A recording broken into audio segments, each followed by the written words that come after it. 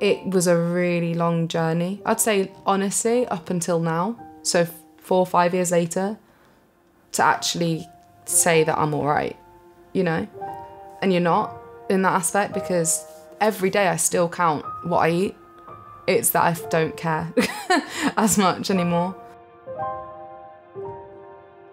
When I was about 15, 16, it was like there's a switch in my head and it just went, you're not good enough. I just wanted to be these people that I saw on TV, and that sounds so stereotypical, but it was really true.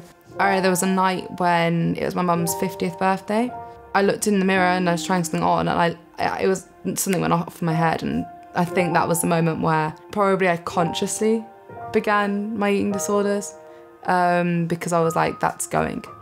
And I said it to myself. And then from then, within the space of like 6 months, I went down like 4 dress sizes. It just went down, down, down, and down. I had complete control. Nobody had any idea what I ate in the day. They didn't need to. People started to really notice. Half the people around me suddenly went, oh my God, you should do modelling. You should do this, this, this. Then on the other side, I've got people saying, but you look so unhealthy. My family actually had like an intervention. Basically, when my mum went to work, however early in the morning, my nan would be at the door in the morning, and then my aunt would come when she finished work in the afternoon, and that was it for about 2 weeks, and I wasn't allowed to leave the house. And if it wasn't for my family at that moment, it would have gone a very different path. My mum's partner at the time he was a brilliant cook, so he helped me eat healthy and know that healthy food can be good. But then my friends at college and everything, they helped me actually know that you can eat crap again. But uni's when my anxiety and depression really it hit me in a way that I wasn't prepared for. My first year I was up and down all the time. My second year of uni was just horrendous. And it just led to like a huge gateway of everything. And all of a sudden at uni, I just couldn't get out of bed to make a piece of toast. Like the literal feeling of being like sinking into a bed and not being able to get up.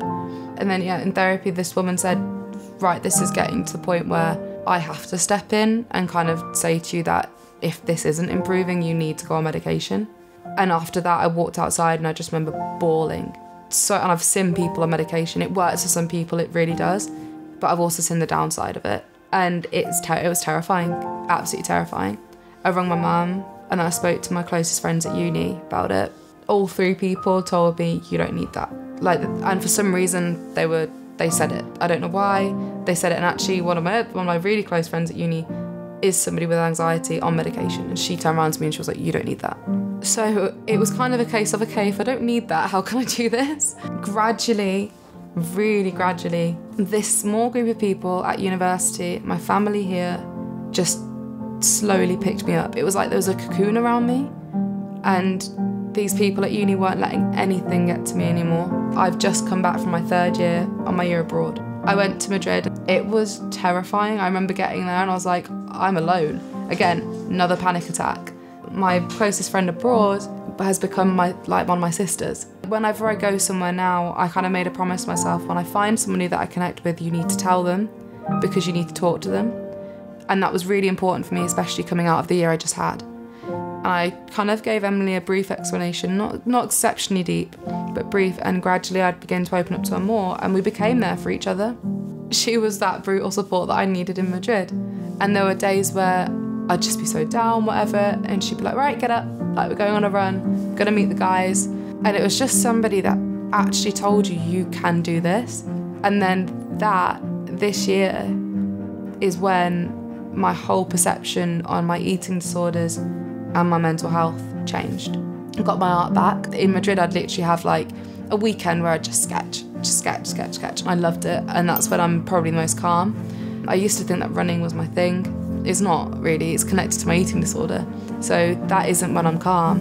When I'm calm is when I've got my book in front of me and my pencils. Sitting down with a canvas and painting was always what I loved to do. Honestly, that little thing that I thought was just me being like a 15-year-old, thinking they're pretty sweet with a cider and whatever, pretty chill with their music, became probably my most natural outlet. I don't look at my phone, I don't do anything. I literally just listen to my music and draw.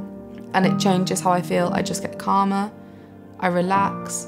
The one thing that I think I wish I knew And I feel that a lot of people don't know. It only gets better if you want to make it better. I remember when my granddad passed away and it was horrible. My nan taught people is that you don't get over something like that. And she'll relate it to mental health as well. You don't get over something, you just learn to walk next to something. You can't like overrun it because you're gonna get worn down, and you can't go behind it because it's gonna overtake you.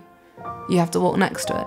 That was probably the biggest lesson, because that's when you actually go, this is going to be work, and it's a battle that you have to face every day. So trust people and open up to people. You don't have to tell everybody your life story, but yeah, you choose to be happy, I'd say. But this is the most comfortable and happiest that I've probably felt, and it took 5 years for me to get there, and I'm still doing it. Take a minute and smile. It's worthwhile. Is that all right?